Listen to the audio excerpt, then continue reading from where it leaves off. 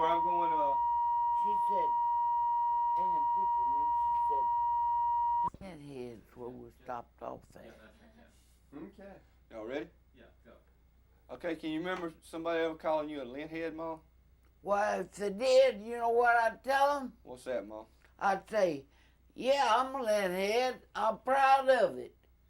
I'd be working today if I could. That's where I got my living. That's where I raised my children. I tell them I'm proud to be a cotton mill hand. I wish to God I could go back today. It'd like to kill me when I come out. I cried for 2 weeks that I didn't eat. I bet you I didn't eat your handful because I had to lose my job. I got so old I couldn't work. That's right. I love my job. I got it up here, but it ain't here. That's right. It doesn't give out now. I'm like an old automobile. It can go so far, and then it's got to be fixed. But they can't fix mine. Mine done gone. Oh, you still got all but up here. I could talk this house off up here in my brain and head, but this old body just won't let me. That's right. I loved my work when I worked in the mill. And I was hardly ever out unless I was sick or one of my children was sick. I worked rain, shine, sleet, or snow. Get up, Lucy, you got to go. That's right. That's what way I feel about it too, Ma, because textiles is a good living. And it certainly is. It's nothing to be ashamed of. And I love my job. I work in the mill and I loved it. I enjoy mine too. Even when I went through hard times in it, I love my job. You know, what we're doing is we're learning from you, and what you know, you may not think it's valuable, but you've been around a long time, and the things you know, we can learn from you things that you learn in life that maybe will help us, some of the things we won't do wrong. That's right. And that's why we think this is valuable to us. Yeah. Because what you know, knowledge is more valuable than any dollar to me. That's right. Do you remember when they was getting the union in Opelika, what some of the things that went about at Opelika Manufacturing? Well, yes. They wanted them to sign up, wanted us to sign up for the union, but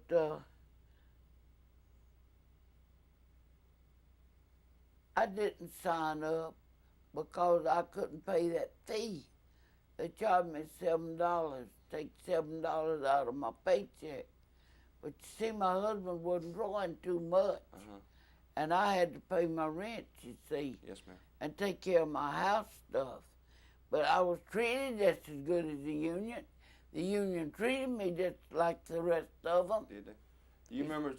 Certainly did. Did the people go out on strike when they was trying to get the union in at Opelika? Oh, yeah, they'd go on strikes. Yeah. Do you ever remember any kind of violence, or were the strikers, were they nice to you? And no, they never hurt nobody, but they just stay out. So they really wasn't there. They wasn't trying to cause no trouble. No, they wasn't causing no trouble. They just wanted to. They just stopped off till they'd agree with them, and then they'd go back to work.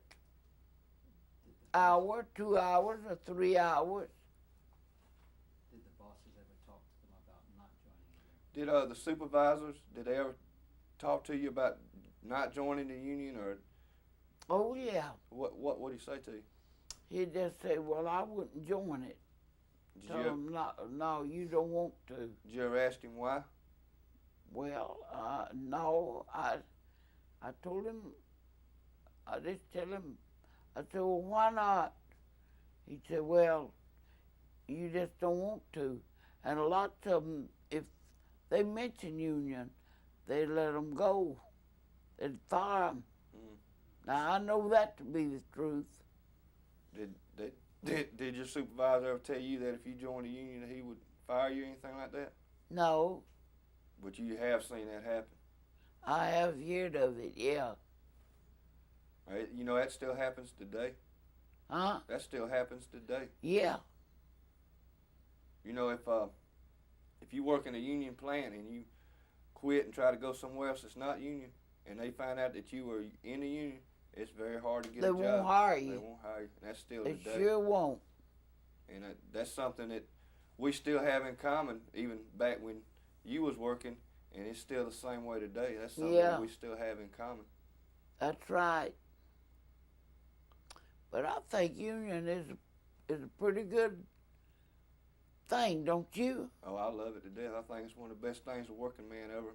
That's working right. man and women, you know, because it gives you a say. You don't just have to. You don't just have to take what they say laying down.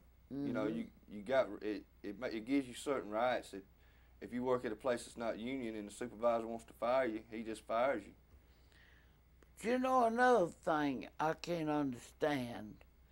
Why would they say now, like I was running my job, and you wanted my job, and you had more seniority than I did, and you'd bump me off of my job and take my job.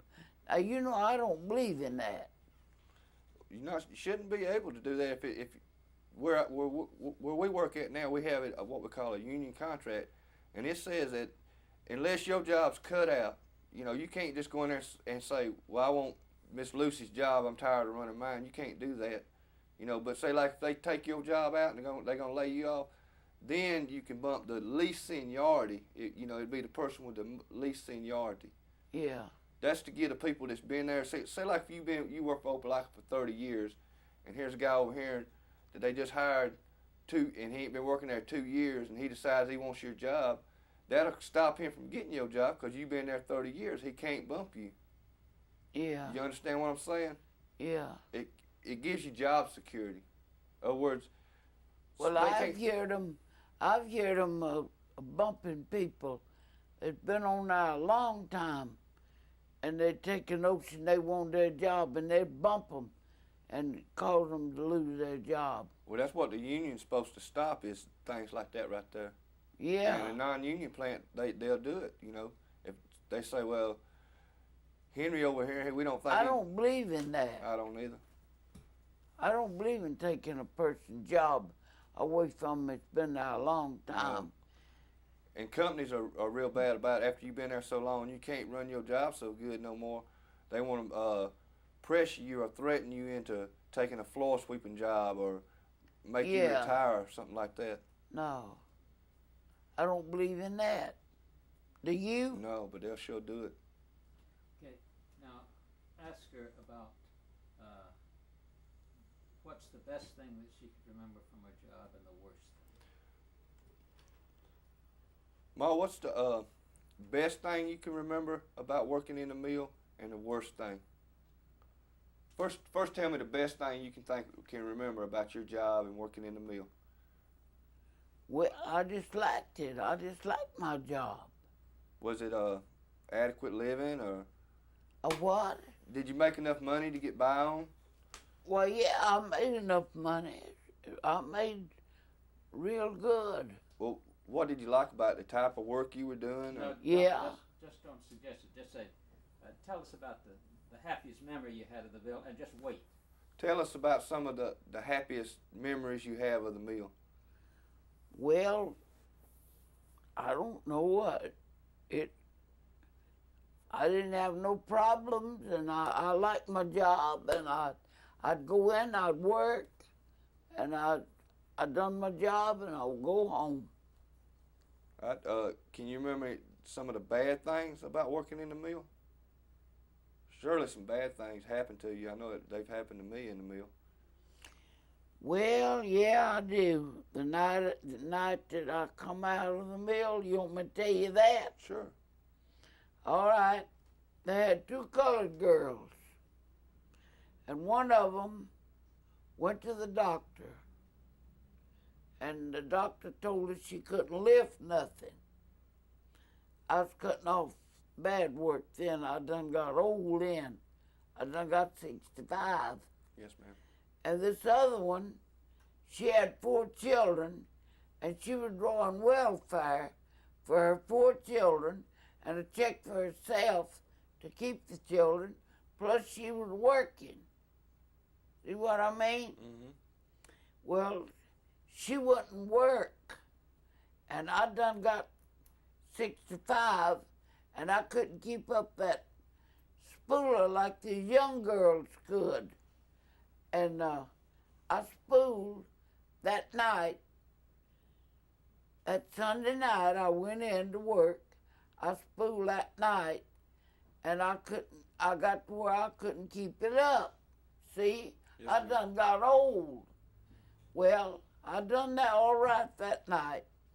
Well, then I cleaned up bad work the next night.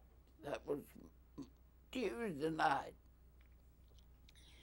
Well, then a Wednesday night, this girl that had all these young'uns, she stayed out to make me spool again that night. They made it up between them two for her to stay out so I'd have to spool again. And I just told Mr. Patterson, he lives right over there. Leroy Mims was a colored boss. He told me I had to spool. And I told him, I said, I spooled for you Sunday night, and I can't spool tonight. And he said, well, you'll have to go see Mr. Pat. So I went to see Mr. Pat. And Mr. Pat said, well, says, I got this girl over there on your job, on your piece job, and the doctor said that she couldn't lift, but she could work, and I ain't got nothing else for you to do. I said, I can go home. And he said, all right, I'll take you home. So I come on home. And he said, now, if you'll go to the doctor and get a slip that you're not able to spool, you know, and keep the spooler up, I can keep you off of it a little while, but I can't keep you off forever. See, I had a spare job, you know, all over the mill working, you know. Yes, I could creel warpers. I could spool a little bit, but not regular, you know what I mean. Yes, ma'am. Every night. I done got too old. You have to be young to keep up with them automatic spoolers.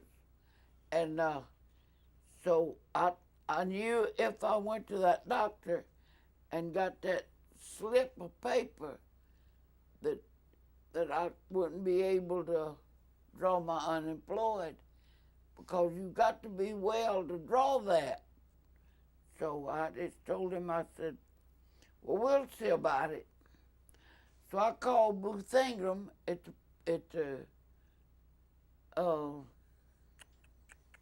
out there in front of the mill, personnel office.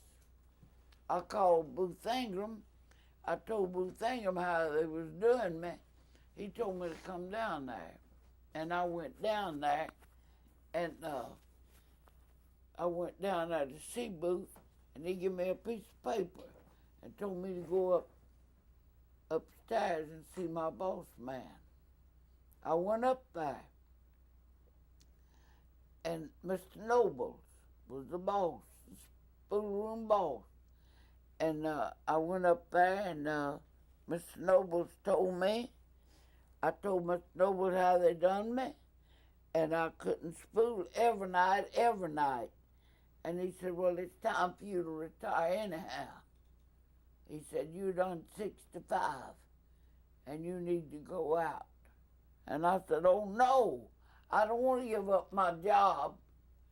I want my job because I loved it. I loved working. And he said, well, I'm going to fix it to where you can draw your pennies. And I was just fixing to start my Social Security, you know. Mm-hmm. It was coming in. I done signed up for it. And so he fixed my papers, and I went on up there and drawed my Social Security. But them girls made that up for me to spool every night, and I was not able. Okay, we can hold it just a moment. Went back when you first started in the mill. Can you tell me all the jobs you ended up knowing how to do? You know. Yeah. Let me I'll have tell one. you. First job I done when I went in the mill, they put me to spooling. Well, I was so doggone little and short, I couldn't reach the spool. So Vivian Hollis, he made me a little step up. And I'd step up and tie that end, let that thread go. It was on a bobbin, on a wooden bobbin. They got pasteboard now. I did have. And so he decided he'd move me. So he put me around there to back winding. That was not back winding, but running the thread off of one spool onto the other. That emptying up the spool, you know, to put more new thread on. And so then I went from there to the winder room. I got a little bigger, you know.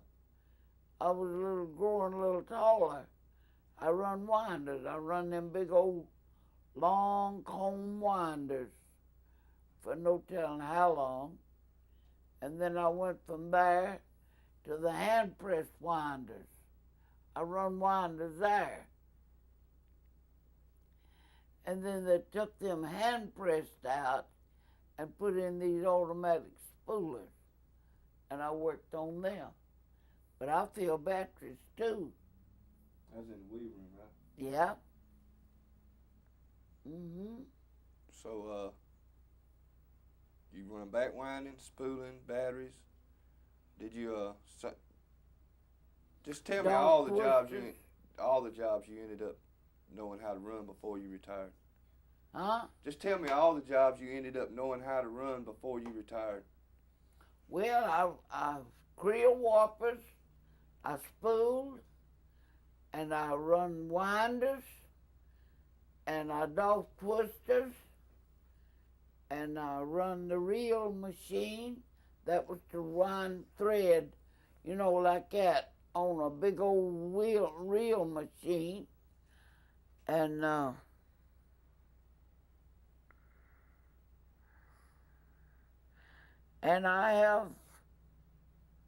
have weaved a little bit with a reed hook, put it through there and tied. And I have picked out some, you know, a little bit. No, I didn't have no job at it. I just helping the girl on her job. And that's about all that I know about the mill. That's a lot.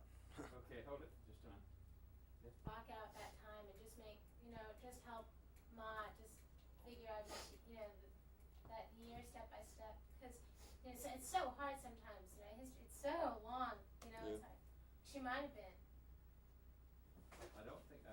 We're rolling. Ma, tell me a little bit about the difference when Roosevelt, you know, he took over and got the code in and all, the difference between the 12-hour days and the 8-hour days and what you might have done with your extra time when, you know, when you got to quit working and you went on 12 hours a day and you went on 8 hours a day, so what you did with that extra time you might have had. I cleaned my house and stuff on the extra hours, of course. Do you remember when that happened? Was everybody excited about it, or did people Oh not yeah, want they it? was proud of it, yeah. Knowing that they had just work 8 instead of 12. It was a lot better, wasn't it? It was a lot better, yes. Yes, 300 times better. I loved it. Tom? Yeah. We've heard some stories how some towns had in the newspaper that with all the extra time that the workers were going to have, that there'd be a rise in crime and drunkenness and just hooliganism. Did she ever, Ma? Did you ever hear anything about that? Did you ever hear about when they first put that changing from 12 to 8 hours? The newspapers played it up that with us having so much extra time on our hands, that we was gonna start riding and staying out on the street corner drinking. Did anything like that happen, or did you ever hear about anything like that happen? No, I sure didn't. But do you remember them saying that in the newspapers that, oh, these mill workers got all this extra time, they're going to be robbing people and staying out on the street drinking? Did you ever read that in the newspaper? No, I sure didn't. What about the video system stopwatch? Was she ever clocked? Were you ever timed on your job? Did you ever have a man stand over you with a stopwatch, timing how long it took you to put up an end or creel a warper, or did they ever time you with a stopwatch? Not that I know of. I took up something, knocked his head off. Where we work at now, Ma, they do it all the time. Well, all the time. Well, I've seen them do the postman that way. You know, take you how long you on the mail route. Our weavers, before they can get qualified, they time them on a stopwatch, and if they cannot do these certain things on the machines in a certain amount of time, they don't get qualified. They have to go back to the old job. If they just hired them, they fire them. If they can't pass that certain amount of time. I ain't ever had nobody stand over me and look at me. I have, and I don't like it. I don't like it either. Now, you know that, Ma, go ahead, old man John Tilly, he walked up behind me one night and stand there watching me work. I said, what do you want? That was my boss, too. I said, what do you want? I was just watching you work. I said, you watch somebody else. I ain't got time to fool with you. I just kept working. Did he go on? Yes, sir. You know these people with these clocks even follow you to the bathroom when they're timing you on your job? I was timed on my job, you know, fixing job, you don't have to do nothing no certain amount of time, but they want to know how much work we was doing every day. They follow you to the bathroom and time how long it takes you to go to the bathroom. They wouldn't have followed me one time. They wouldn't have got halfway then. Because I took me up a bottle of thread and I knocked his head off. I tell you, follow somebody else, not me. Good, that's great. Okay. Social Security you get every month, and what it all goes for, and maybe how much you have left. All right. I pay $150 a month for my house rent. I pay $40 a month for my gas. Well, now that'll take $10 out of that 100. I put it over here, that's 22. With a 12, I get 100 and I get $512 a month. Well, 150 goes to house rent, 40 goes to gas, this 10 goes over here, makes this 22. All right, there I have to borrow me a little money along to get by on till my next paycheck. All right, I have to pay that back. Well, then there's my water, my lights, and my cable bill, my phone bill, and whatever. On this one, I have to eat a little bit and pay my insurance and my medicine bill and whatever, you know, little things that I need out of this one. And how much is that left? That Not much. $22. Didn't you get a pension from the mill you retired from? I get $25 a month. I ain't gonna lie to you. How long did you work there? That's workman's pay. How long did you work there? 20. Well, just so I worked 20 years, I got $25 A month. I worked over that, but that's all they give me. Now Okay, what else? Let's try it again. So it needs to be shorter. Also, It needs to be shorter. she didn't tell us how much Yeah. she gets in the cumulative check. You know, when she gets Just the 500 at the start. top of the month. She should start with I get 500 a month, and this is a way of spending. Okay, Ma. What they want us to do now is for you to say how much you get every month. You know, say that first, and then say how much you spend it all, and then tell how much is left. Well, I get $512 a month. All right, now you want me to tell you how much I have to spend out of it? Yes, ma'am. I pay $150 house rent. I pay $40 a month gas bill. Well, that takes a $10 out of that 100. I put it over here with this 12. That makes 22. Ain't that right? Yes, ma'am. All right, then I borrow a little money along till I get my check again for little things that I need around the house. Well, then I take this share one and I pay my water, my lights, and my gas, my phone bill, my cable bill, and all out of that. Well, then I have a little grocery money here and insurance at home and medicine and doctor, and I have about 20, and then I have that little meal check. That's $45, $46, $47. That's right. That's how much you have left every month. I don't have that much every month. Then I have to have my grass cut too, you know. Yes, ma'am. I have to have it cut about every 2 months, you know, since it's rained. Ask her about her pension. Did you get a pension? Did you get a pension from the mill? I get a textile working fund, And how much is that? $25 a month. A month.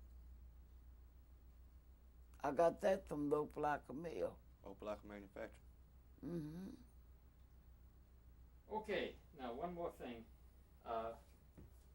Ask her about if she thinks it's important that all of this be recorded, and should the mills that keep closing down, do you think it's important that they keep them up so people will know what the life was like past? The whole business of history. This is fishing, but just to see if it Ma, works. do you think it's important for us to get all this on tape so the people that are in these mills that are shutting down see the history of it, how all this come about, and some of the things you experienced? Do you think it's important for all this to be recorded? Well, yes, I do. Let people know what's going on. Let people wake up. They're asleep. Let them wake up and see what's going on. Don't you feel that way about it? I hear you, Ma. That's right. Show them what is what. Tell them what's what, and they'll know what's what. Let them open their eyes and see what's going on. A poor person ain't got a change after they get to where they can't work, take care of themselves. They ain't got a Chinaman's change. They'll dump them off in some old folks at home to take care of them. That's right. That's the way they do. That's the truth. Okay? Yeah. All right, let's get room tone as long as we're Okay. here at this point. Okay. Get enough Everybody's tape got to be there. quiet for 30 seconds. Okay, got to be real quiet.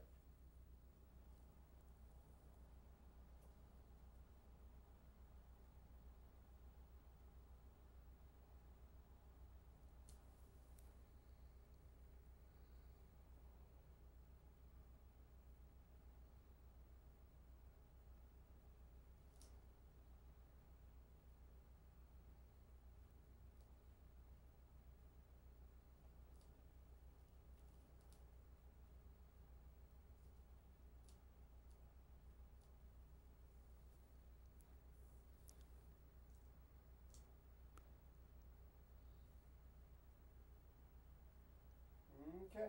We're gonna feed you the questions that you asked Ma. And you And just, you're so gonna- you're asking Mama the questions. Would you She'll tell be him?